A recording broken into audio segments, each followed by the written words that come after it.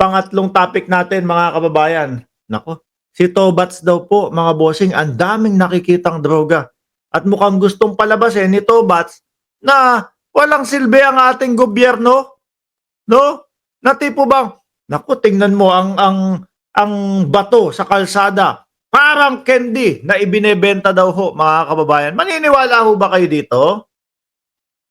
Na kapani-paniwala po ba si Tobats, mga bossing? No? Parang imposible naman ho, no? Parang candy na binebenta, drug trade, worsen under Marcos watch. Bato de la Rosa, mga kababayan. Sabi diyan sa ilalim, Senator Ronald Bato de la Rosa said the worsening narcotic problem in the country under the current administration shows that the drug war under the term of former President Rodrigo Duterte was effective. Effective doon sa mga hindi naman kasali sa usaping droga. Effective doon sa mga walang kinalaman. No? Ang daming tao na nagsabi na nagpapasalamat sila sa war on drugs dahil safe na yung kanilang environment for us. Ako ho dati mga kababayan, ganun din ho ang sinasabi ko noon eh. No? Salamat sa laban sa kontra droga. Tapos yung malaman ko ho, yung mga katotohanan, yung malaman ko, naku, may reward pala. Ayan, mismo sa kanila na unang gagaling. Di ba? Na may reward system na nangyayari. Na kumbaga, dahil eto, kunyari, yung isang kapulisan o isang pulis, nadaan dyan, lakad. Uy, putek, problemado ako sa pera ah. Di ba? Problemado ako sa pera, uy, nakakita ng papayat-payat doon sa may tindahan. No? Etneb to etneb, kumbaga, Isko Moreno, etneb lang. Di ba? 20,000 to Yariin ko na. No? Problemado ko mukha namang adik Napupwersa yung mga kapulisan na gumawa ng mali.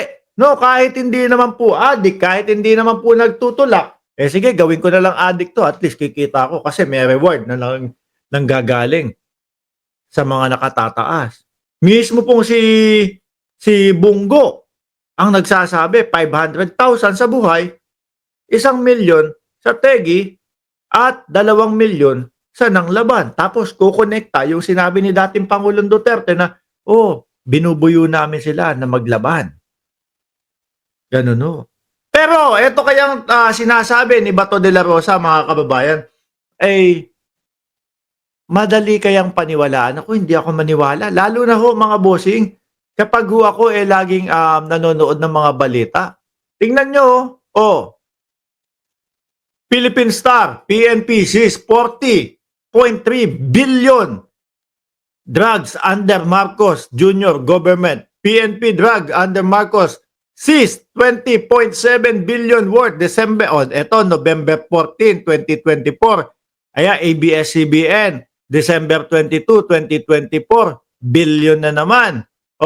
Ito 587 million worth. Nahuli na naman, Marcos administration na naman. May 15. Ito, Inquirer naman. Yan, magkakaibang balita ho yan, magkakaibang estasyon ho yan. November 22 naman ito. No? Inquirer naman, 51.14 billion. Kung hindi pa kayo sulit dyan, no, isang searchan pa lang namin yan. Kung hindi pa kayo sulit dyan, eto madami pa ho, mga kababayan. Ayan pa, no? 49.8 billion worth of illegal drugs seized under Marcos administration. Kailan to? October 21, 2024 itong balita na ito. Ayan pa. PIDEA 45.6. Kailan to? July 26, 2024 naman. Meron pa. Government confiscated 10.4 billion illegal drugs. Ay nako. More than 27,000 barangays of drug menace under PBBM's anti-drug campaign. Kailan to? January 3, 2024.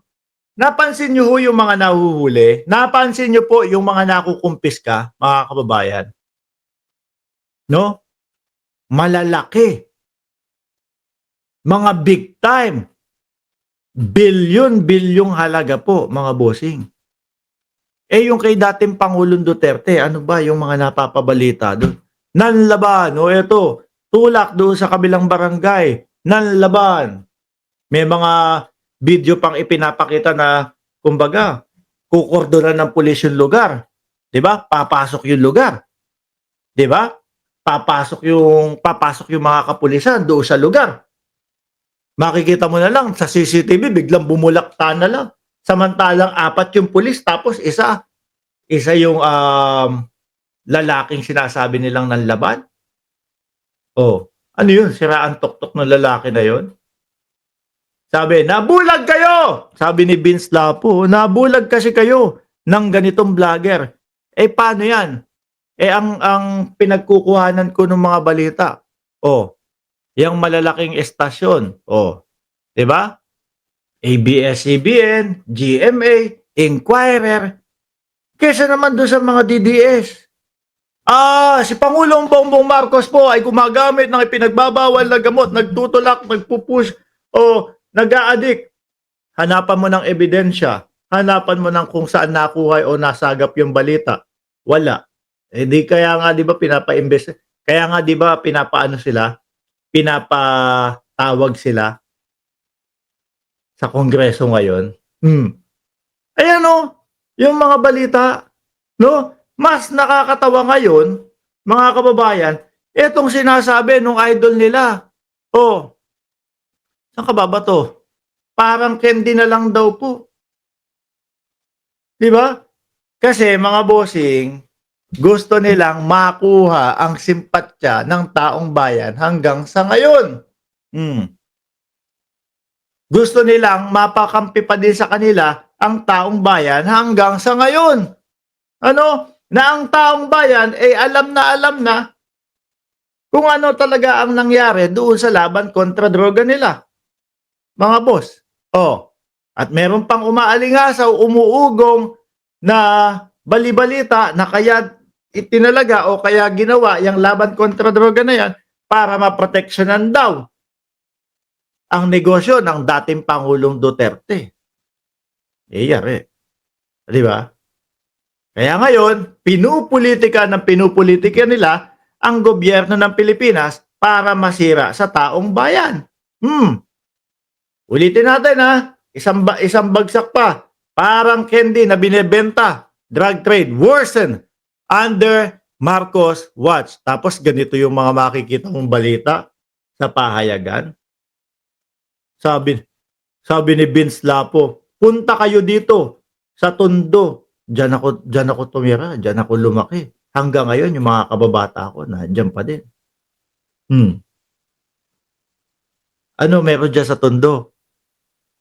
Pakakabahin mo ako diyan sa Tondo? Baka kayo mga kabataan diyan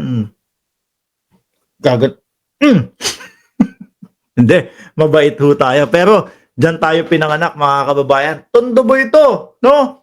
Coral Street, Corner Sandre, at Franco. Nandiyan kami lagi. Dati, mga bossing. Tingnan niyo yung sinasabi ni Bato de la Rosa. Taliwas na taliwas po doon sa mga napapabalita, mga kababayan. Di ba? Ibang-iba ho. Ulitin ko, PNP, SIS, 40. O yan, lalakihan ko ha. Philippine Star, PNP, SIS, 40.3 billion drugs under Marcos Jr. ABS-CBN, PNP, drug war under Marcos, SIS, 20.7 billion. Hindi yung kagaya nung kay Duterte, maliliit lang daw. No? Ang hinuhuli. Sabi, Vince Lapo, madaming addict at pusher ngayon dito sa Tondo. Simula pagkabata ko hanggang ngayon siguro, madami pa din dyan, no? Mauubos din yan. GMA Network, 587 million worth of drug seize. First 2 years ng Marcos administration. Ano pa yan? So halata ho, mga kababayan, yung pamumulitika lang nila Bato de la Rosa, mga bossing. At eto, sa susunod nating topic, mga boss, no?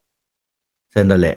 Sabi ni Arnaldo, wala naman maniniwala diyan kay Bato. Sila lang ang nag-umpisa diyan. At sila lang din ho, yung paulit-ulit na nagsasabi nung madami pa ding droga, punong-puno pa din. Parang candy lang na ibinebenta yung droga.